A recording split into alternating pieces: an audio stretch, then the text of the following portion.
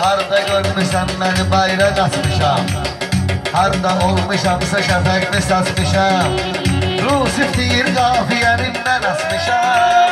Dur təbə gəl ay canavarqa doyalım, dur təbə gəl ay canavarqa doyalım, məndə bir də qafiyə var qadoyalım.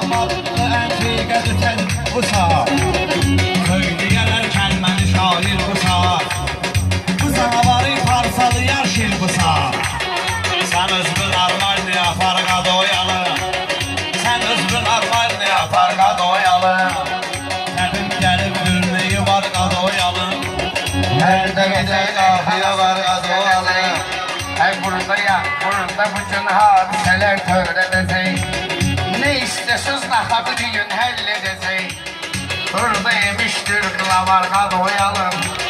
Buradaymıştır kılamarga doyalım. Xalq səmən Sənə bilmədinəm durub ağlayaram, lazım olan sənin ürəyini dağlayaram, təbim gələr indi səni bağlayaram, salcayam qıfılva sarqa doyalım, salcayam qıfılva sarqa doyalım. Əkin kəlamı qəlbə yatan kəlam eləyir, xiridarlar ilə də həq salam eləyir.